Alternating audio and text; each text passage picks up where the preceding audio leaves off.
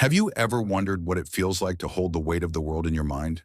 To sit quietly in a room with nothing but your thoughts for company and feel as if the air itself bends under the curiosity that burns inside you? Imagine for a moment the mind of a philosopher, not just their ideas, not just the words they wrote or spoke, but the very architecture of their thoughts, the rhythm of their neural fires, the delicate balance of curiosity and doubt that made them who they were. To think like a philosopher is to feel life in its rawest, most profound form. It is to wrestle with questions that have no simple answers, to sit in silence and let the mind wander into places that are at once terrifying and beautiful. And yet, despite the centuries that separate us from them, there is something achingly human about the way they thought, something that mirrors our own restless, searching consciousness. Consider Socrates walking barefoot through the sunlit streets of Athens, questioning every citizen he met. He had no answers ready, only an insatiable desire to understand what it means to live rightly.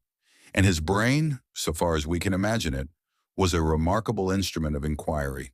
The prefrontal cortex, that intricate network that governs reasoning, decision-making, and ethical judgment, would have been constantly humming, overworked yet precise. Neuroscience tells us that humans have a remarkable capacity for moral reasoning, empathy, and reflection. But in Socrates' case, it seems almost as if his neurons were choreographed to dance in perpetual curiosity. Every conversation, every encounter was a stimulus, every human response a mirror into which he gazed, trying to see not just others, but himself. It's easy to look at the philosophers of the past and feel intimidated by the brilliance of their thoughts, but if we peel back the layers, what we see is something profoundly ordinary. Their brains were not magical, they were human, just like ours. And yet, within that ordinary biology was a spark of extraordinary attentiveness, a commitment to introspection that many of us often neglect. Take Aristotle, for instance. He categorized the world, dissected its complexity, and mapped the intricate interplay between cause and effect. The meticulous organization of his thoughts reflects a mind highly attuned to patterns, capable of sustained attention and analytical reasoning. Modern psychology tells us that the dorsolateral prefrontal cortex, the part of the brain responsible for planning, problem-solving, and logical analysis, plays a central role in these functions. In Aristotle, we can almost imagine neurons firing in an elegant, systematic harmony, each thought building upon the last, each observation a step toward understanding the greater architecture of life. But it wasn't only logic that shaped these minds, it was emotion too. Philosophers were not disembodied intellects. They were human beings subject to fear, desire, hope, and despair. Kant, with his exacting schedules and rigid routines, illustrates this beautifully. His daily habits were not merely quirks. They were methods of regulating a mind that felt deeply, perhaps even overwhelmingly, the weight of thought. Neuroscience suggests that the limbic system, the brain's emotional center, works intimately with the prefrontal cortex to guide ethical reasoning and reflective thought. Kant's relentless punctuality, his walks, his carefully timed meals, all of these may have been ways to manage the delicate interplay between rational reflection and emotional turbulence. There is a lesson here for all of us, that our minds, like Kant's, need structure, space, and care in order to think clearly and live deeply. As you sit here listening to these stories, perhaps you can recognize echoes of yourself in them. Haven't you felt in quiet moments the pull of endless questions, the desire to understand not just the world, but your own place within it? Philosophers, in this way, are mirrors for our own cognition. They reveal the extraordinary capacity of ordinary minds. They remind us that thought is not merely a tool, but a landscape, vast and full of hidden valleys and peaks. And yet, the beauty of their minds was not just in the questions they asked, but in the humanity they preserved while asking them. For every insight there was doubt. For every conclusion, a humility that perhaps the answers were never complete.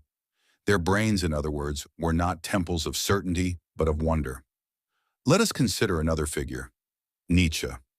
Here was a mind that burned with intensity, one that seemed to feel life in extremes, the heights of ecstasy and the depths of despair.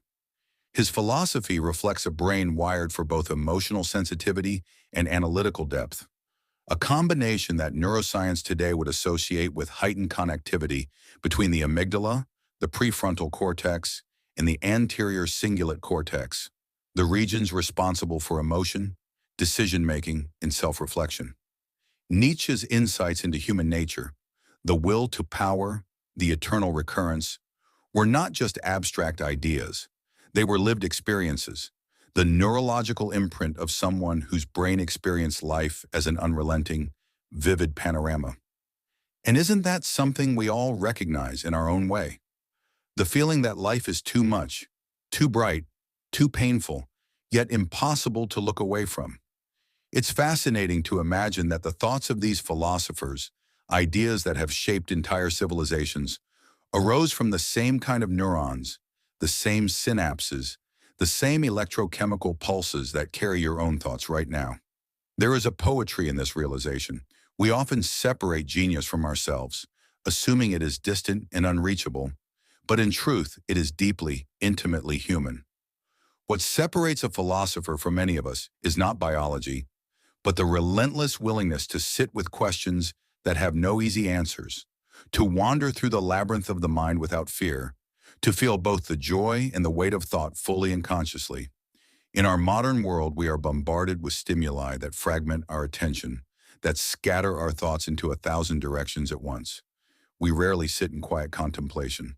But imagine for a moment a single day in the mind of a philosopher. The sun rises. They walk. They observe the city, the people, the sky. Every leaf, every conversation, every fleeting emotion becomes material for thought. Their brain, at once disciplined and free, gathers these threads, weaves them into patterns, and reflects on them endlessly.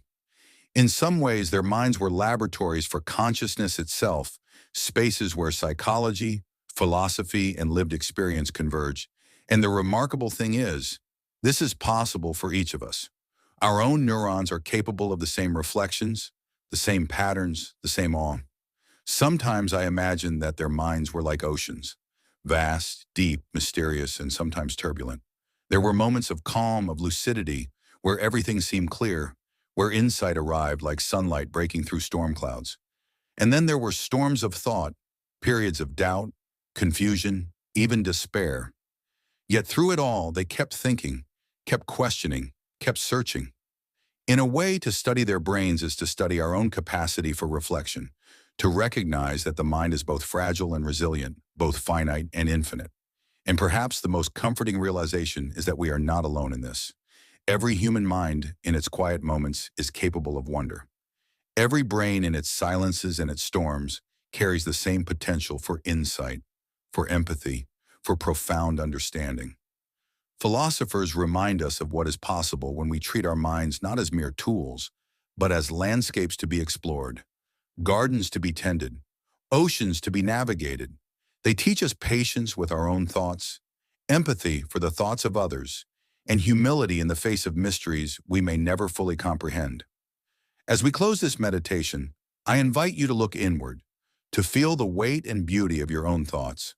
Imagine your neurons firing, ideas forming, memories intertwining with dreams. Recognize that in every quiet moment of reflection, you are touching the same human essence that guided Socrates, Aristotle, Kant, Nietzsche, and countless others. Their brains were extraordinary not because they were different from ours, but because they were fully, courageously human. And so are yours. Let us leave here with a sense of calm wonder, a gentle curiosity about the workings of our own minds. The questions we carry, the doubts that linger, the insights that come softly in quiet moments. These are the echoes of the philosophical journey that lives within each of us. And in that, we are never truly separate from the great minds of the past, for the human brain, in all its complexity, is a shared landscape, and every thought, every reflection, is a bridge connecting us across time, across space, across the silent corridors of consciousness itself.